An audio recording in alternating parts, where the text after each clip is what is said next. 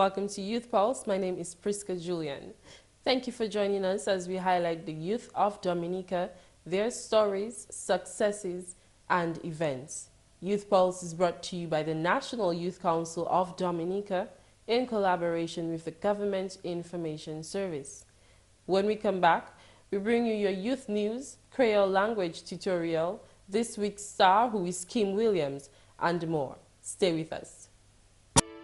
Child abuse is unacceptable. You are condoning child abuse if you don't report it. You are condoning child sexual abuse if you keep silent about it.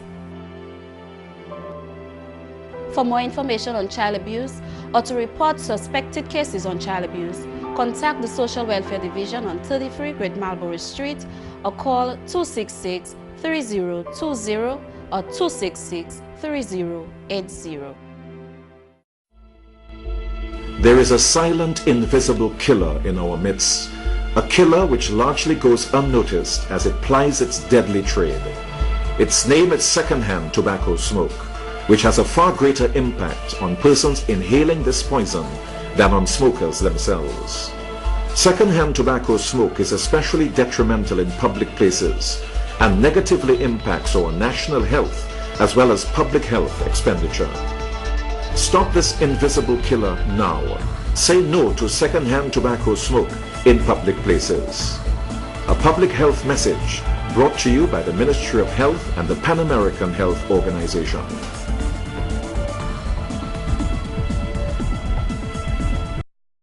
Welcome back. In youth-related news, a number of young people have been awarded the opportunity to develop themselves as entrepreneurs. The Ministry of Commerce, Small Business and Enterprise, in collaboration with the Ministry of Kalinago Affairs, have recently embarked on an initiative where young people from the Kalinago territory and Trizzel and Atkinson can benefit in vocational skills training. The business incubator was developed with the objective of training young people and to encourage business startup. We spoke to the coordinator, Ms. Sandra Frederick, about this venture as she informed us of the different training areas of the incubator which would promote the development of sustainable businesses in the Kalinago territory. We operate a business incubator here where many young persons are trained in different skills, and the activities ongoing here are sewing class, basic and advanced. We have a craft workshop as well, a kitchenette where 2 young persons operate in the kitchen, and we are going to operate as well a Tug Hide Association. We started in October of 2015. So far, some craft items have been produced and are being sold as we are currently in the tourism season. Also ongoing in the Kalinago territory is a furniture workshop. The workshop is in an attempt by the Ministry of the Kalinago Affairs to provide training for young men in the art of furniture making. The program currently has 23 participants and will continue for several weeks. Kimani Frederick is the administrative assistant on this initiative. The furniture building training module is an initiative by the Ministry of Kalinago Affairs. I believe it was the brainchild of the Minister of Kalinago Affairs, the Honorable Cassius Darrow. And this program was developed with the intention of bringing a sustainable industry to the Kalinago territory. The program is currently being implemented by YCADA. YCADA is an NGO based here in the Kalinago territory. So far, we have 23 trainees registered. The training will run for a period of 3 months, give or take. And we operate on Monday, Tuesdays, Wednesdays and Fridays. We give the trainees Thursday off with the hope that they may come in on their free days and do extra work on their own, maybe do projects do side jobs for their own benefit, for their home, or even for money. Frederick says the hopes of the program are to empower young people of the territory and to have a successful furniture business in the territory. We have a lot of unemployed young people, and if the idea is to empower them, we want them to hit the ground running. So as they learn these skills, we're asking them to apply it in a practical manner, not only within the program, but on a personal basis. Because the hope is that they live here fully able to get employed by a furniture workshop or any other woodwork workshop, and as well as we hope to take our very best participants, trainees, to create a business, a furniture business here in the Kalango territory. So at the end of the training, at the end of the 3 months period, we are organizing ourselves so that an industry can start, a small industry of woodwork and furniture building right here in the Kalinago territory. Other partners in this initiative include the Kalinago Council and the local carpenters involved as trainers. Up next, Parler Creole with Mr. Rebes. À sous parler créole aujourd'hui là, nous allons parler de boire et manger. Vous savez, c'est fête indépendance, c'est saison créole là. Et puis, il y a des manger typiques, some typical foods that we consume at Independence Day, manger typique. Bon, nous ni kalalou, kalalou c'est plat national là, plat national, le national dish, kalalou. Nous ni ça y est sangcoch. Vous savez, sangcoch, c'est un bail, vous savez, vous mettez lait de coco dedans et puis vous servez ça. Si c'est lamouille ou poisson, ça vous mettez lait de coco. Lait de coco c'est bail principal dans ça. On y ça nous qui un braf c'est tout bail ensemble dans la concorde là. Et puis tout bail ensemble. So ça c'est un braf. Et ni d'autres plats nous utiliser, ni d'autres bail simple aussi nous utiliser, c'est saison crab, saison ouvert. So nous fait ça qui en anglais crab back. Et c'est saison titiwi aussi, so nous fait titiwi, aqua titiwi, c'est bagaille comme ça. Et puis pour boire boisson, normalement c'est saison, ça y est sorrel en anglais. Et puis nous fait boisson en jus, sorrel, ginger beer aussi, ça c'est un bail typique. Ça peut passer juste en période Noël là aussi, ginger beer et puis sorrel. Et puis d'autres boissons, nous avons boissons alcool aussi. Vous savez, nous avons mis différents zèbres dans le rhum là. Et puis nous avons tapé un bois qu'on a, ni l'absinthe, poivre, ces bagailles comme ça. Et puis ça c'est une des bois et puis manger typique nous avons servi en période indépendance là. Ça c'est pour parler créole, joli là. If you would like to catch up or view the Parler Creole segments again, you can view them on the YouTube channel of the National Youth Council of Dominica. Last week we highlighted some of the young people who helped in community building on National Community Day of Service. This week we want to highlight and commend the young people of the Roseau Central and South District Youth Council who helped in their community in efforts to clean up and beautify. National Community Day of Service is recognized every year on November 4th after National Independence Day on the 3rd of November. These young people helped in their specific communities, and we want to encourage other young people to lend a hand in the continued efforts of cleaning up our island since the passing of Tropical Storm Erica.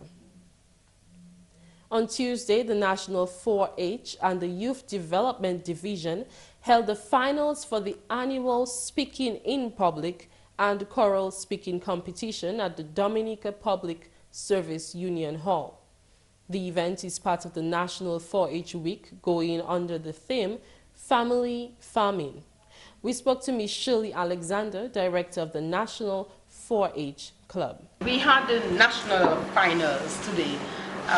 It's an annual event of the Youth Development Division, our National 4-H Week. It's usually in June, and we have the district competitions then. For the past few years, choral speaking and public speaking have been two of our main competitions, and we have the finals of it in November. So that's what we had here today. the finalists from the district competitions. And the theme for this year was family farming. It was the theme for the observance of the 2014 World Food Day activities.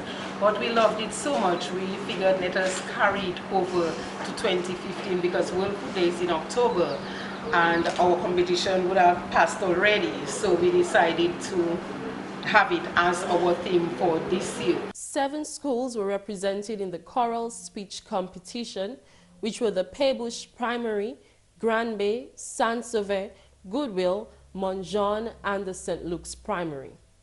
Coming in first place for the choral speech competition was the St. Luke's Primary School, in second place the Goodwill Primary, and the Montjean Primary coming third. Represented in the public speaking competition were the Paybush Primary, Tetmon Primary, the Concord Primary, Delices, Goodwill, Atkinsale, Warner, and the St. Luke's Primary School.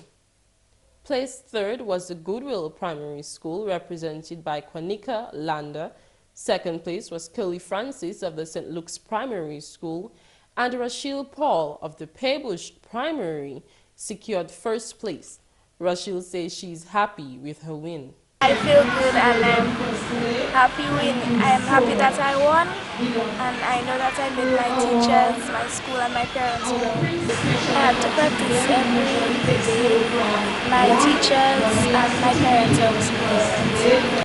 We also spoke to teacher at the Paybush Primary School, Miss Indira Thomas. I feel quite elated that Rachel emerged winner. She really wanted that, and the school feels the same way as well. In terms of getting her prepared, Rachel is a go-getter and a very confident pupil. So it wasn't that difficult to get her prepared.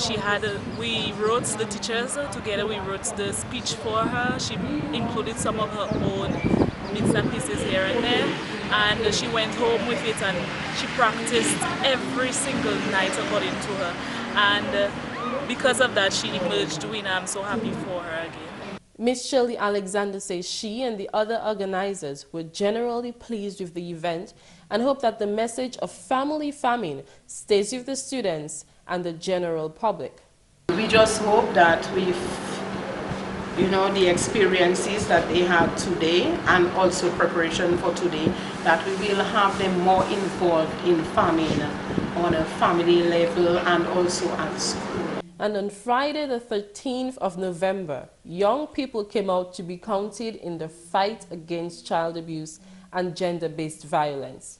The event was organized by the Bureau of Gender Affairs in collaboration with the Welfare Division and the National Youth Council of Dominica, among other NGOs. Let's hear what the youth had to say on that day. Telling you to stop violence. We are telling you to stop violence. We are telling you to stop violence. We are telling you to stop violence. So we are telling you to stop it, so stop it. Oh, we are telling you to stop violence. So stop it, stop it, so stop it. Oh, we are telling you to stop violence.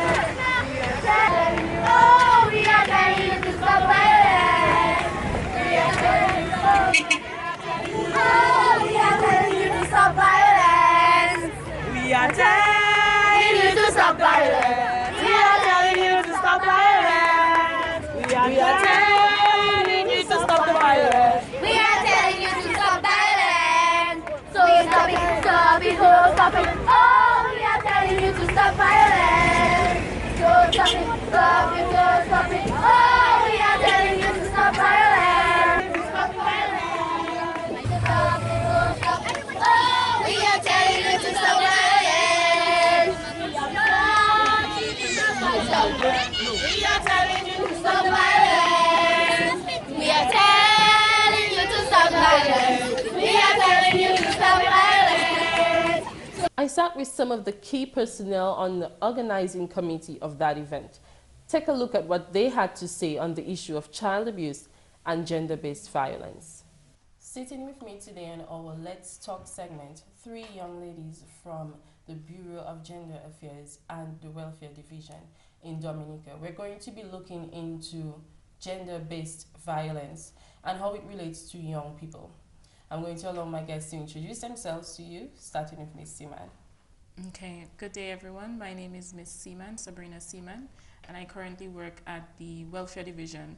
I previously worked at the Bureau of Gender Affairs as well.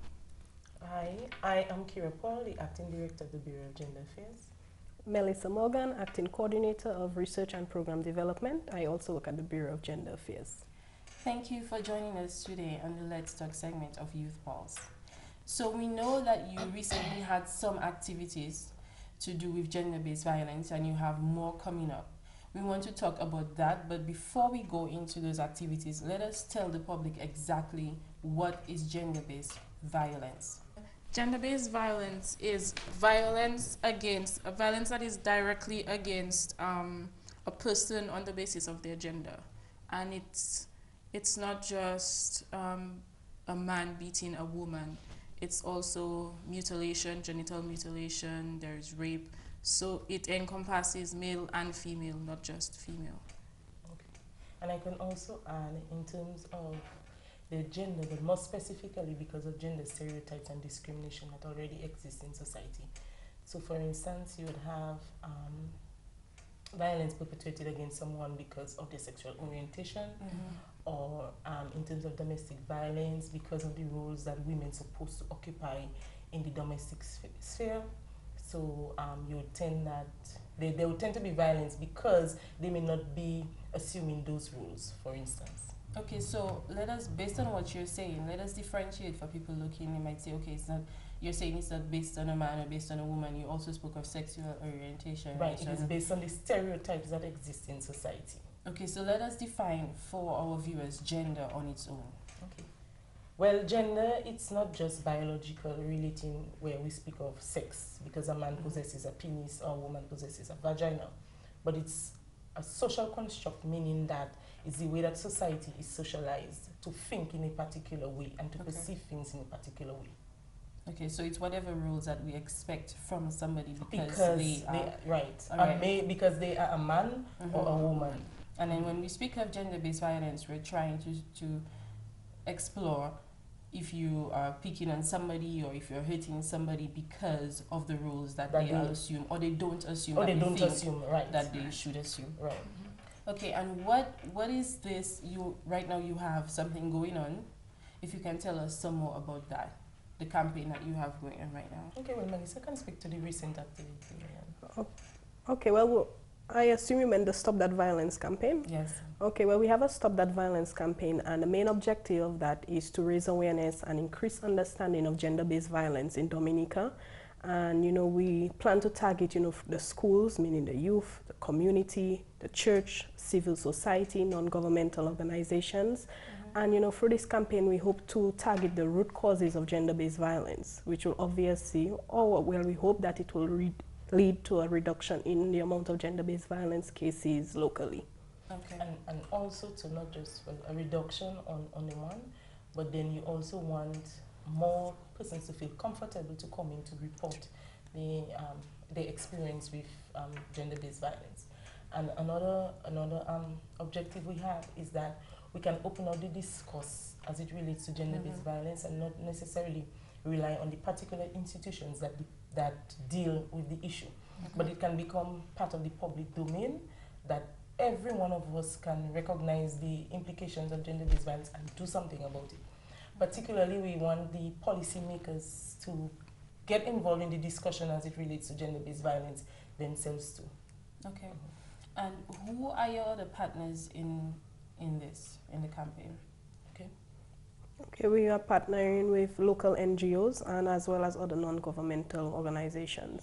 National Youth Council as well is one of our partners. Okay, Ms. Seaman, what is the role of the Welfare Division in the fight against gender-based violence?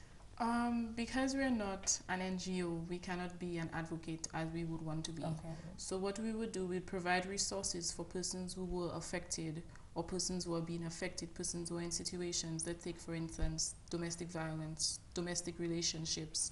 Okay. So at the division, we have counselors on staff, and what we find is a lot of persons who report would be the females, not the males.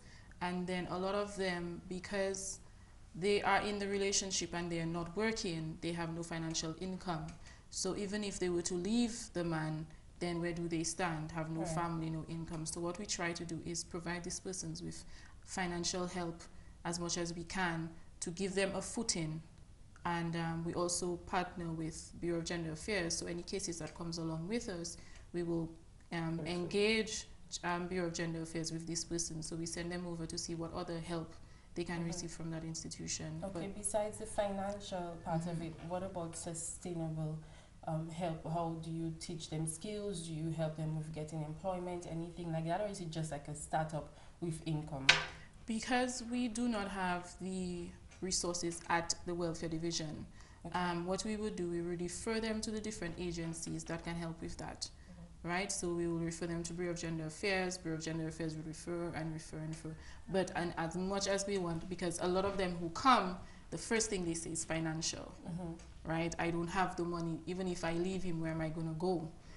So we partner with Ministry of Housing to see how we can get any housing assistance for them, and so on and so forth. But at the division, we start with the social aspect. Let's see how we can get you some counseling. Let's see how we can get you some financial help, what support we can pull around, and then refer to the other agencies that can help with employment and so on and so forth. Okay. All right, and Ms. Paul, let's say I were to go to welfare and then they refer me to you. What would be the next step, or what do you do from there? Well, similar to welfare, we have our own counselor as well. Yes. Who deal with all of the psychological aspects as it relates to violence. And if there's need for further in terms of higher order, in terms of the psychological treatment or psychiatric treatment, then we refer to the psychiatric unit. Apart from that, similar to welfare, we also do empowerment of the victims, because you do not want them just to come and make a report, but you would want them to get out of the situation. And as you spoke of sustainability, which is very critical, but what we would want is for to liaise with the other departments as well. Recently, we submitted a safe house project, and that would have been part of the government's manifesto in terms of providing a safe space for victims. So that's one of the areas that we want to explore in terms of the programs as it relates to gender-based violence. As of now, what we do is the counseling, referrals, try to get some support. In the recent months, we've been able to get support from even some of the supermarkets in terms of providing them with food that could help them in terms of temporarily.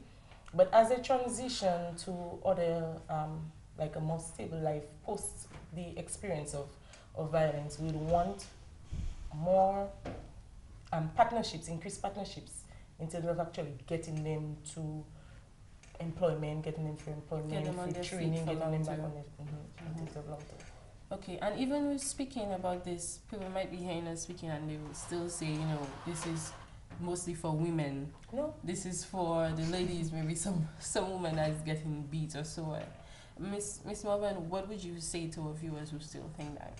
Okay, well, as you say, we said earlier, we're the Bureau of Gender Affairs, and we work both with women and men. Sometimes our programs may be tailored to women, but our local statistics tells us, according to our Central Registry on Domestic Violence, 87% of victims are female. So usually we focus on women, but that does not say that we totally exclude the men. We do try to involve men in all our programming, in terms of our awareness campaigns, our advocacy campaigns. We involve men as well as our counselors. We do have some male clients that come in from time to time. Okay.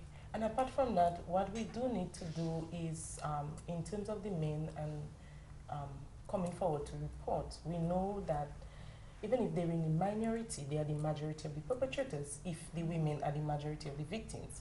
So what we need to do, and we've recognized that, is to increase our programming as it relates to targeting men as perpetrators. So in our programs, yes, while we may target women as the victims, we've started trying to target the men as the perpetrators. To stop the problem where it actually is happening. Right.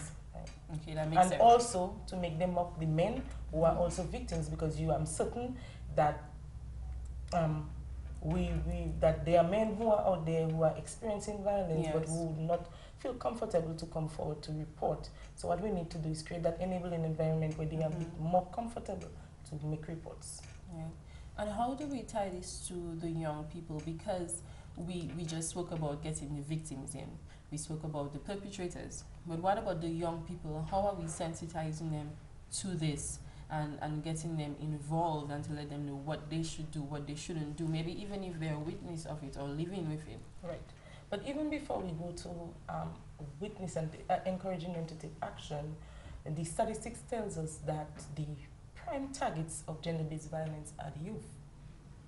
Yes, actually, according to our local registry, our central registry on gender-based violence, 60% of victims are under the age of 16.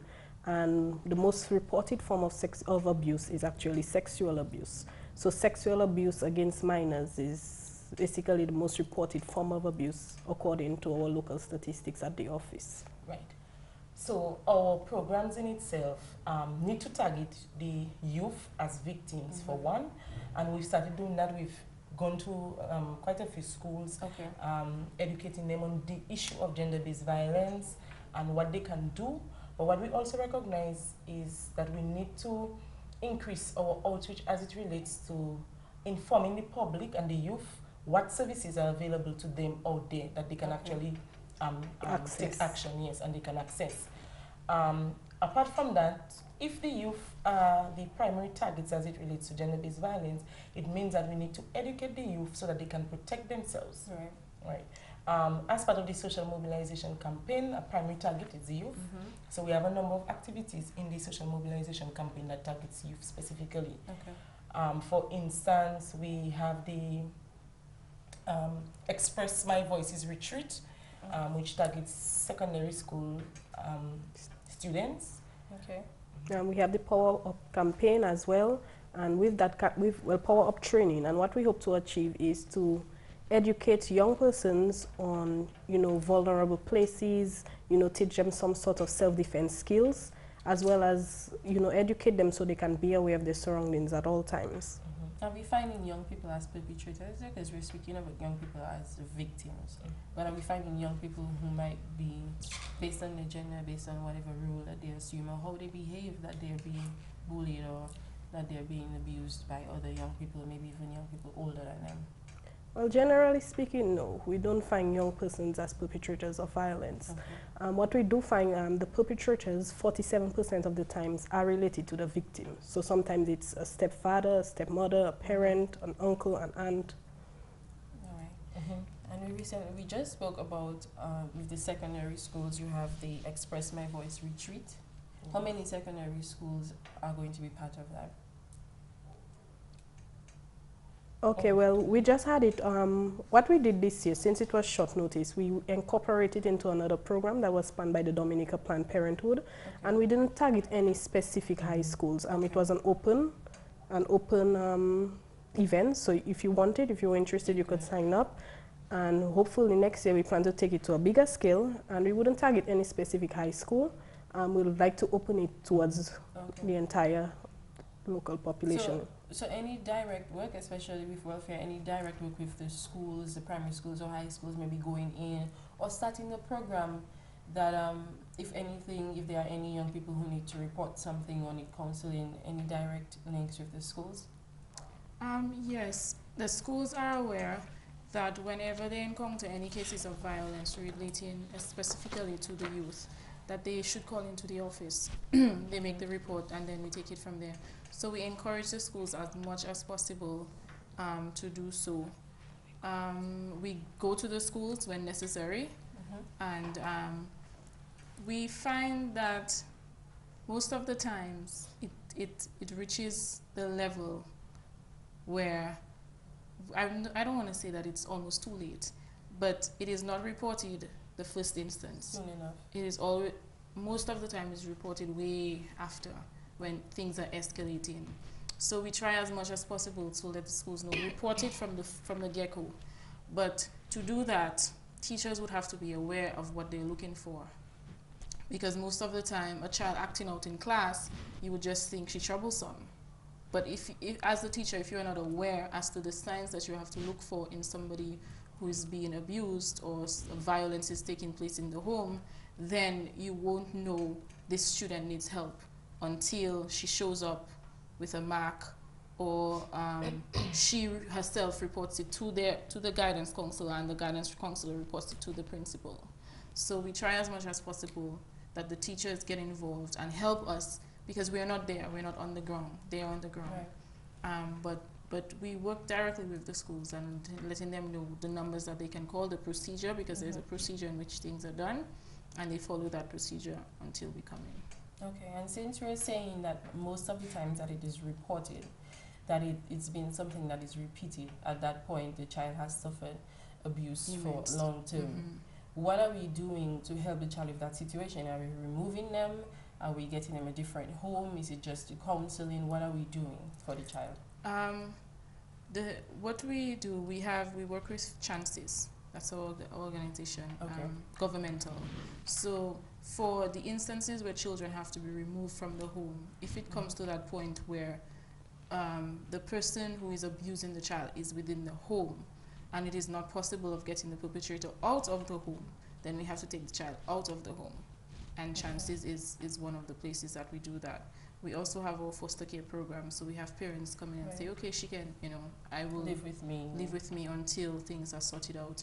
Right now at the division, we have 2 clinical psychologists. Okay. So they are very instrumental in helping the child, because they have that long-term effect of the abuse. They are very instrumental in helping us to deal with the clinical psychological aspect of it, and providing the counseling and whatever else the child may need. But in the long term, the counseling is the most important thing, apart from let me try to get you out of the home, because even if I get you out of the home, it doesn't solve your problem. Yeah, you might be traumatized, you're troubled, and then we don't want them to go out in society and then doing the same thing. Right. And it's the cycle that you see happening over and over again. I was abused, I did not get help, I grow up, I become the abuser, and the cycle continues. So getting you out of the home is one step. Helping you psychologically is the other step. And we work from there. Young people who would be looking at this program and they might be living in that situation, or they are being abused, what advice would you give to them? Because some of them really might just be scared. They don't want to, even though they're being abused, maybe it's a father or mother or step, they don't want to get the person in trouble, or they're afraid themselves that they get hurt further if they report it. What advice do you have? Being scared is okay. I will say to any young person, it's okay to be scared. It's okay to feel that you're alone, but you're not. Because there are many people who are here to help you. We have the Bureau of Gender Affairs, you have the Welfare Division, you have the nurses, the doctors, they all are there to help. So being scared is okay. We're not judging you because you're scared, that's fine. But if you remain in the situation, then it's gonna affect you in a way that you might not even see yourself getting out of. So being a parent that is abusing you, it's even more difficult to report it. But you should tell someone, because what you find is that the abuse is not going to stop because you are not reporting it. Something can only happen when you report. You can only get help when you report, because a lot of the time parents are in denial. I come to tell you my dad is abusing me. As the mother, you might be in denial. Really? What are you talking about? So a lot of the time that happens, which is why children don't report being abused to their parents, because the parents are in denial. However, it is okay to report your dad. It is okay to report your uncle and your grandpa and your neighborhood friend whom you call uncle. It's okay, because at the end of the day, you are not just getting help for yourself, you're getting help for everybody else around you, because you are not the only person he may be doing it to. Somebody else is being affected as well. So when you report, that person can be taken off the streets so he doesn't affect anybody else, or she, because you have a lot of females as well who abuse minors. Thank you very much. You're welcome. And let's go to the silent protest. We had a number of young people in the streets who were part of that silent protest. Ms. Morgan, can you give us some information on that? What was the purpose and what was it generally about? Okay, we had the silent protest to raise awareness against gender-based violence in Dominica. Usually we always have ongoing programs, aimed at raising awareness against gender-based violence. And we find it, even more important now, seeing that violence tends to increase after a disaster.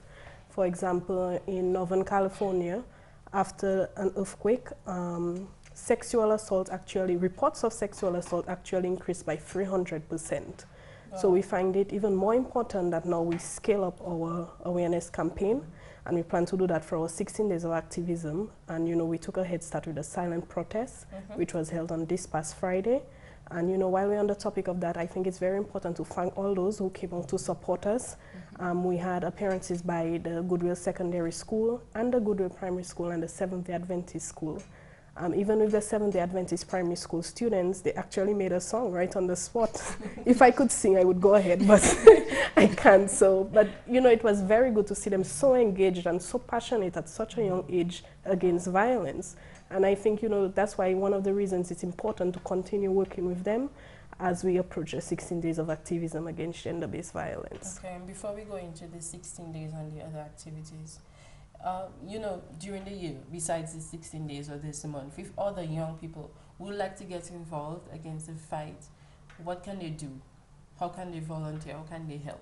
Well, as I said, we have ongoing programs, so it's just a matter of coming in. For the past year, most of the year, 2015, we had a smartphone photo-video competition, and that was targeting high school and tertiary school students.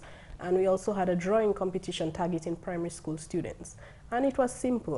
For the smartphone competition, it was just a matter of, organizing a group of students, snapping a photo of you, maybe trying to fight someone and someone's, acting to stop it, And, it was easy, just submit it into the bureau, as well as the drawing competition was similar, where the students would draw, any form of picture depicting something anti-violence, as well as a paragraph to accompany it.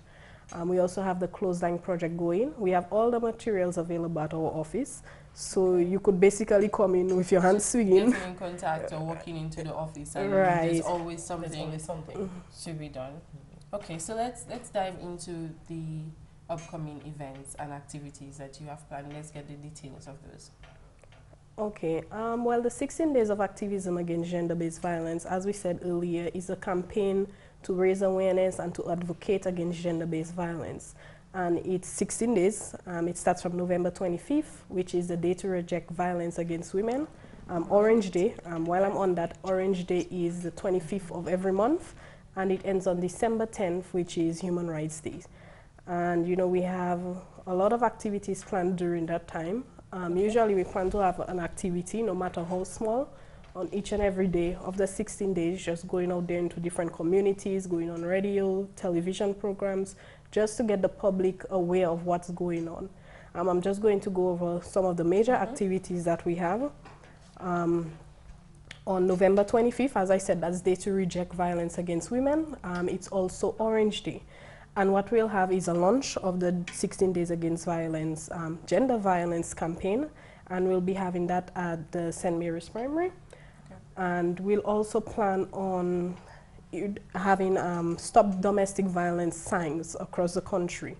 We plan to erect them in 8 strategic locations, just for passerbys, drivers, for those that may not have time to watch television or listen to radio. They'll see it if it's right, you'll see it, even if it's for driving, they too will be aware of the campaign.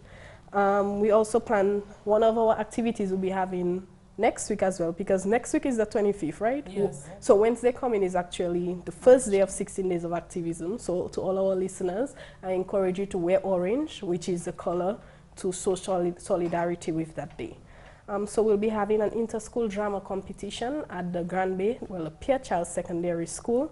And this competition will be targeting students of all forms. And the competition in itself is, it's up to them, but it will be focusing on gender-based violence, as well as maybe incorporating a disaster and the effects that it has on gender-based violence in some way, somehow. It's up to them, and I know they're very creative, very dramatic team, so I'm looking forward to that. And we also plan to go in different communities, Kalibishi, Koliho, to have community meetings, discuss with the persons. We are planning to visit Kalibishi on November 30th, and we'll be starting with a street talk. The street talk is, basically straightforward. We'll just be going through the community, asking questions. Hey, do you know that it's 16 days of activism right now? just, you know, encouraging community persons to engage in dialogue. On Can 16. people volunteer for this if they want to come? Sure. We welcome volunteers. Okay. Okay, and also we also plan to have a movie night in 2 shelters, you know, persons that were displaced as a result of Tropical Storm Erica that may have been put into shelters. They too will not be left out of the campaign. So we plan to visit the shelters, show a movie, and engage them in discussion. I'm not going to say the movie name. I think I should leave it as a surprise. And so we plan to, you know, visit them, and let's just get everyone talking about the campaign. Right. Okay, if somebody wants, in addition to that, what Melissa spoke of earlier on in terms of the 16 days, sorry, the launch of the smartphone and the photo art will be announcing the winners during that period, and also launching the clothesline project in a strategic location in town, hanging up the 50 shirts so passerbys, vehicle drivers, they can pass, they can see what it is. It's a way of expressing your emotions and slogans against gender-based violence. So during that time, you would expect, like for a week, that we'll put up these t-shirts somewhere. Okay. All right. So if someone wants this calendar, they want to know what the different activities are, is there any way that we can access it, or is it calling into the office? Sure. It's available on our Facebook page, so Bureau of Gender Affairs, and you know, you can find a list, a very concise list of our planned activities for the campaign. Okay, and one of the things that we have not said is Children's Day is coming up. So, Ms. Simon, what do you have planned, and what does the Welfare Division have planned for Children's Day? Saturday. We're starting on Saturday. Saturday is International Children's Day. Okay. So we're doing a walk. I know it's early in the morning, and some persons may say, what time? 6 o'clock is too early to wake up. How long is the walk, or where is it from? I am going to leave that as a surprise. You know why? Because if I say where we're going to end up, some persons may say no. I don't want to. But I want it's to not know. A short walk. It's not a long walk. Okay. I will promise you that. It's a short walk. And at the end, we are going to do an explosion. We are going to have a mini concert, because what we are doing is that the walk is to surround two different areas. We are going to walk for the children who are being abused, and then the children who survived Storm Erica. There are a lot of children who were affected by Tropical Storm Erica. So we're going to walk, and we're going to say, yes, they survived. Let's walk for them. They survived. And then for the children who are being abused. So the walk hopefully will encourage persons to be aware of child abuse in Dominica, because you have heard the criminal assizes. Yeah. You have more abuse cases than you have murder cases, or you would have theft cases. It's getting out of hand, really. So we are working in solidarity of these children to denounce child abuse in Dominica, whether it's physical abuse, sexual abuse, emotional abuse, all forms of abuse. So we are saying no to these forms of abuse. At the end of the walk, we will have persons singing, we will have a nice get-together. Okay. Because we want persons to say, I am no longer going to tolerate my neighbor or tolerate child abuse in my community or in my country. And this is a way that you can show that you are working with the young people. Come out and support Children's Day. All right, thank you very much. We are starting from Roseau. From Roseau. So, but I don't know where I'm ending up. No. Okay. You will love where you're ending up. I promise you will love where you're ending up. Okay, so before we wrap up, any closing remarks or information that we want to give to our viewers from any of you ladies? Okay. I would want to say that the issue of gender-based violence, it's not just a public issue. Sorry, a public health issue, but it's a public issue. And each and every one of us in our own little space has to do something about gender-based violence. So we're calling on all the line ministries to do something, integrate something in the program that relates to gender-based violence. On all of the NGOs, all of the community-based organizations, all of the youth groups, to do something against gender-based violence. Don't wait for the Bureau to call upon you and ask you to do something. You can do your own activity that is calling all of us to end the issue of gender-based violence. Thank you. Any of you? Anything to say? Oh, well, I'd just like to encourage the listeners to join us as we advocate against gender-based violence. Join in the campaign in whatever way you can, even if it's speaking out, you know, joining us in one of our activities, being an advocate.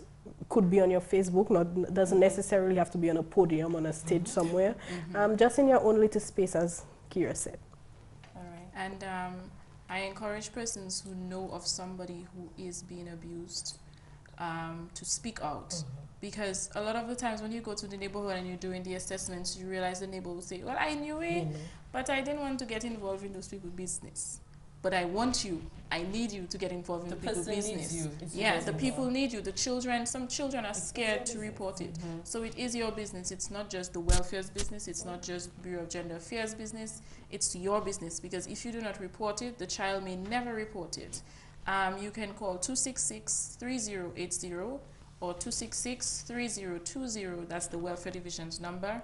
If you want to report any case, you want to get more information about the work we have on Saturday, you want to get more information of what you can do in your community to help the fight against child abuse, to help the fight against gender-based violence, because it's going to take more than just Welfare Division. It's going to take more than just Bureau of Gender Affairs to help our country, because at the end of the day, we are going to suffer.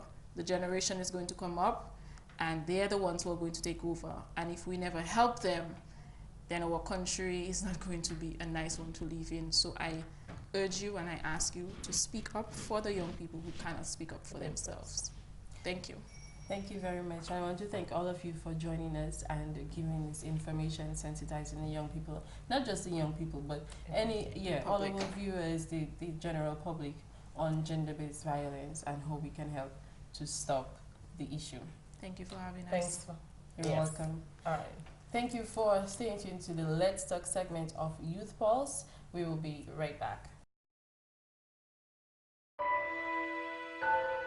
Children, remember, adults should not ask you to keep secrets that make you feel uncomfortable. For more information on child abuse or to report suspected cases on child abuse, contact the Social Welfare Division on 33 Great Marlborough Street or call 266-3020 or 266-3080. Dominica is blessed with an abundance of water, but getting it to your home is an expensive venture. You have a responsibility to conserve water, to use it wisely. Remember the old adage, you never miss the water till the well runs dry. Think water, think life. Welcome back. Earlier we said our star for the week is Mr. Kim Williams. Here is Mr. Williams, a young self-starter.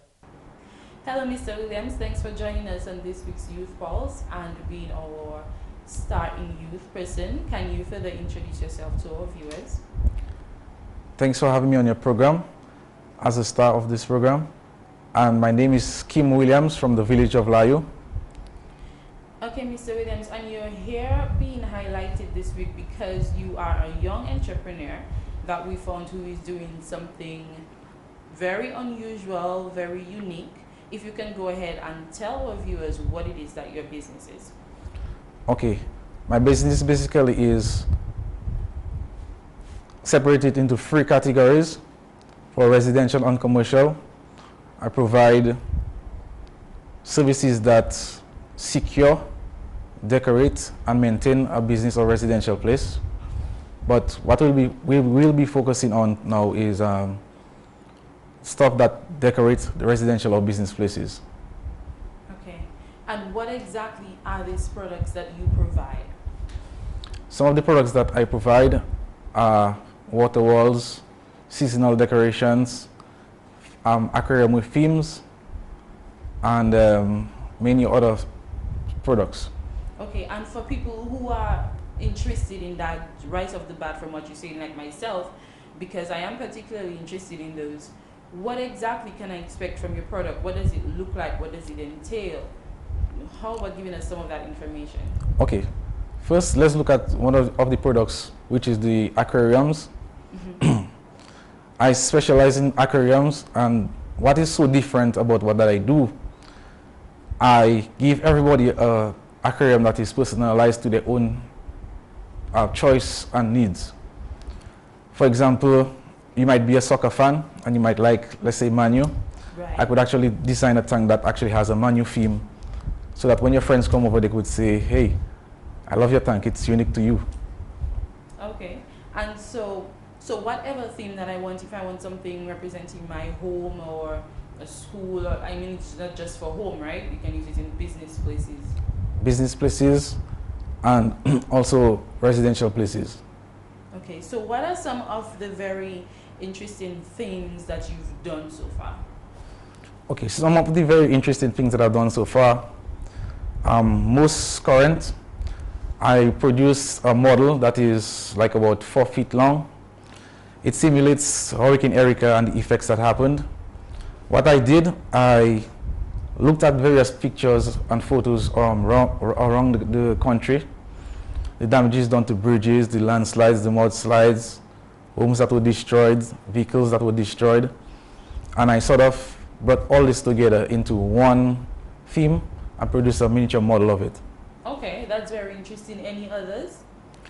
I have also done fish tanks with themes that sort of replicates people's homes or business places or certain ideas or so on. Okay, so let's say I'm a business person looking at this, or maybe I'm just in my home looking and I'm thinking, wow, I would want one like that. What is the process by which that I can get that product from you? Okay, I normally approach this 2 ways. I normally make videos of everything that I do and I upload them to my YouTube channel.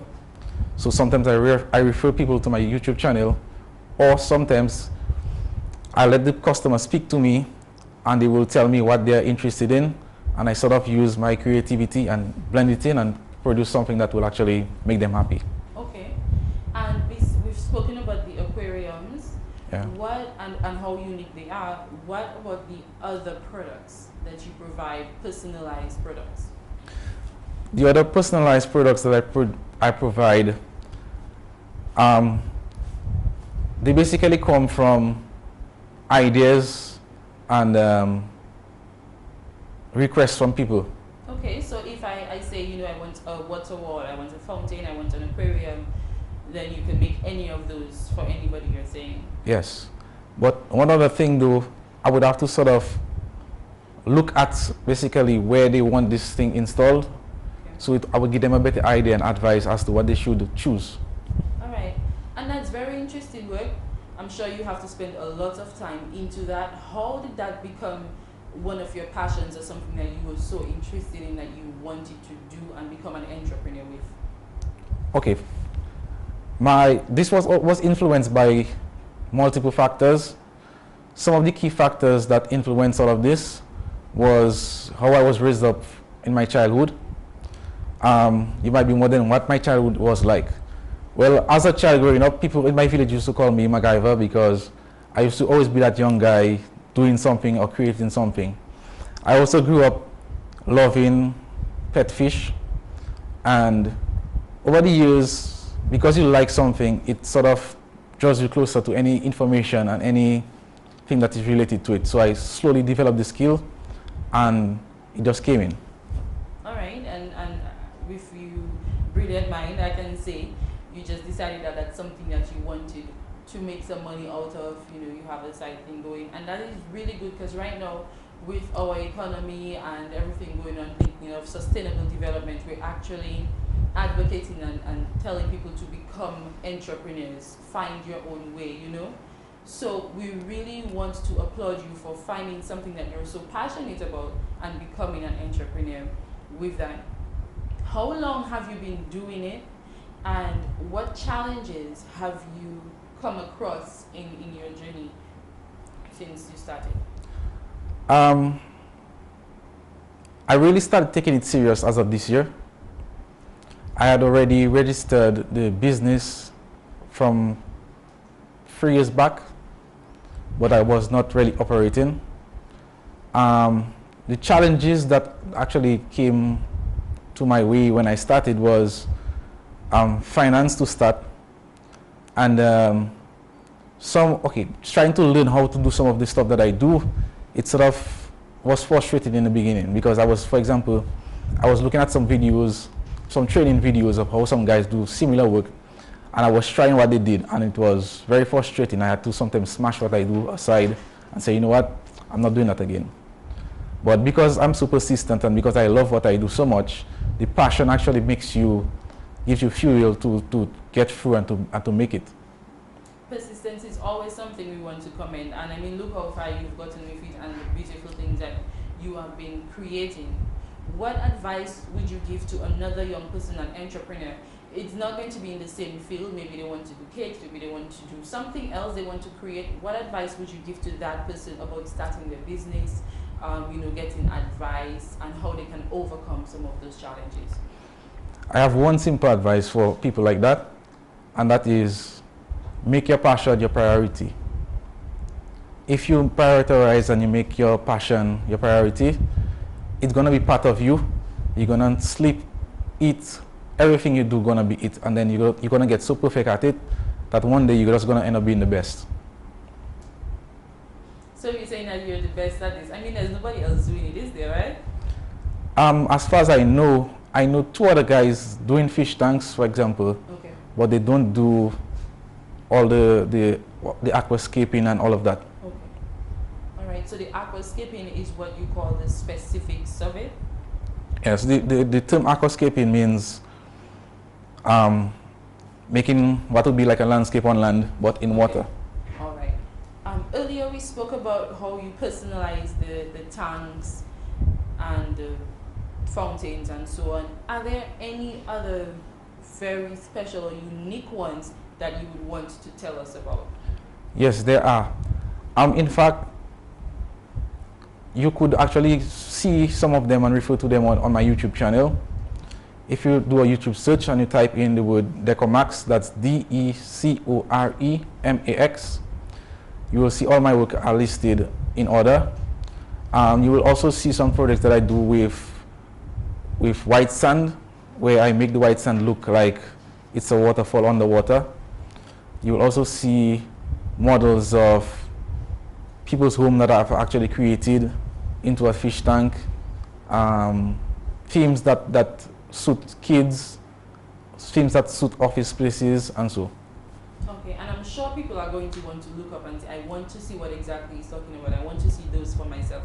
So tell us again, what is the YouTube channel? Maybe if you have a Facebook page, if there is a number, because I want to call after and ask, you know, I want to get this done. So give us that information, please. Okay, if you search for Deco Aquariums, that is D-E-C-O-R-E Aquariums, on Facebook, you will find my Facebook page.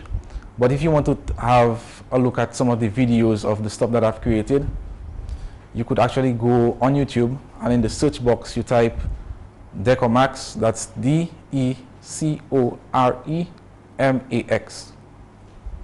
Thank you very much. And how about, do you have a number that we can contact you on? I can be contacted at 285-1975 or 616-6690.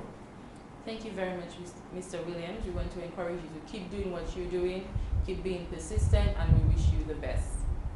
Thank you. Mr. Williams, we wish you the best with your endeavors. And we at the National Youth Council always encourage other young people to keep striving for success as we seek to contribute to the sustainable development of our nation. Another way in which we can help with building our nation is by preserving and keeping our nature isle clean. Let's go to Ms. Danielle as she teaches us the interesting ways to incorporate the 3 R's in sustaining our environment. My name is Danielle, and welcome to the DIY segment where we show you how to make your own cool stuff by reusing, recycling, and reducing. Okay, let's get started. Now this is where the reusing comes in, because normally I would throw this mat away, but now I'm going to reuse it. Secondly, you're going to need the glue sticks. You could find it at a local craft store. And these are the stones. I found them by the seaside. Whenever you're looking for the stones, ensure that you collect the very flat ones, because we need to lay it on the mat properly. And last but not least, this is the glue gun right there. First, we're going to put a little bit of glue on the stone, not too much, just a little bit. And we're going to lay it on the mat.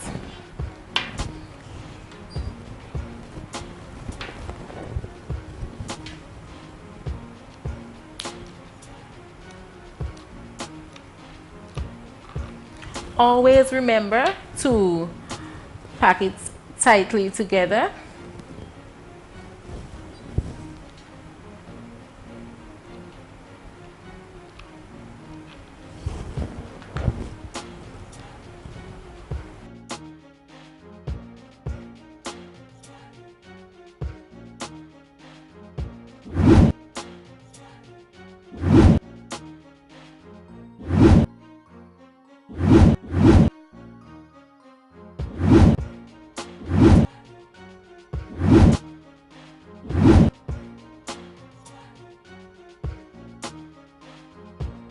You could just continue by filling out the mat. You could do it as a puzzle or you could enrich it with colors. Now this is how you make your own cool personal bathroom stone mat. Thank you for watching Youth Pulse DIY segment. My name is Dane Daniel, and always remember to reuse, recycle and reduce. See you next week. Thank you, Ms. Danielle. Now, if you are not able to get all the information on how to create your own stone mat, remember you can access these episodes on the YouTube channel of the National Youth Council of Dominica. When we come back, your weekly motivation and youth announcements. Child abuse is unacceptable. You are condoning child abuse if you don't report it. You are condoning child sexual abuse if you keep silent about it. For more information on child abuse or to report suspected cases on child abuse, contact the Social Welfare Division on 33 Great Marlborough Street or call 266-3020 or 266-3080.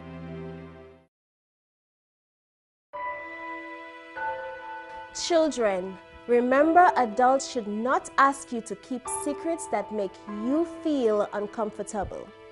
For more information on child abuse or to report suspected cases on child abuse, contact the Social Welfare Division on 33 Great Marlborough Street or call 266-3020 or 266-3080. Thanks for staying tuned to Youth Pulse. In this week's bulletin, the first Maho Guide Company will be celebrating a month of activities in observance of the years of service to the community of Maho, under the theme, Girl Guiding, Where Girls Grow.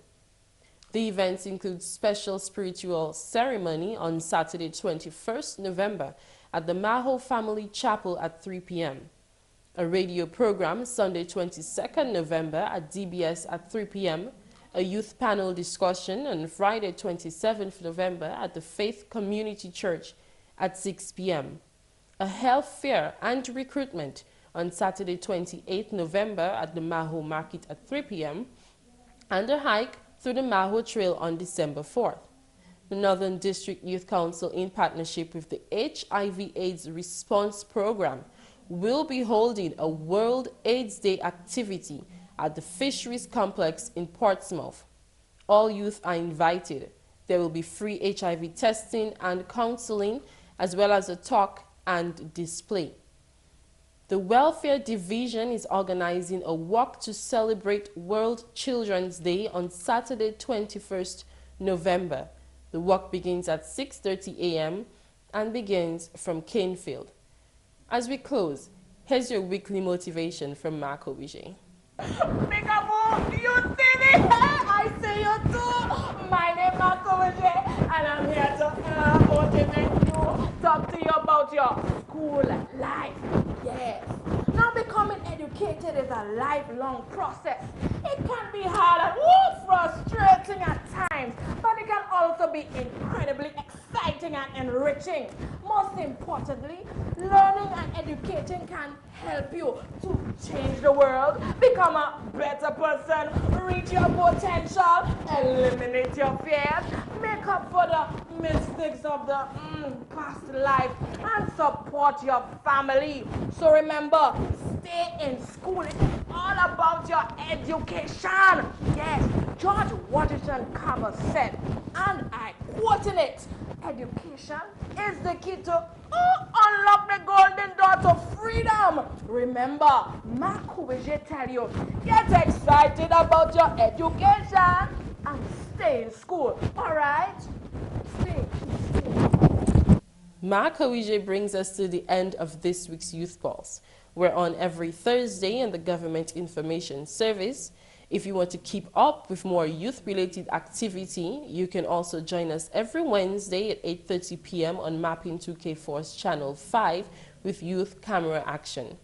On radio, we're on every Saturday on DBS Radio at 3 p.m. with Youth Vibes, and Youth Can Move every Monday at 6 p.m. on Posse Vibrations. You can also visit our Facebook page, Twitter, and Instagram. Thanks for joining us. My name is Priska Julian. See you next week.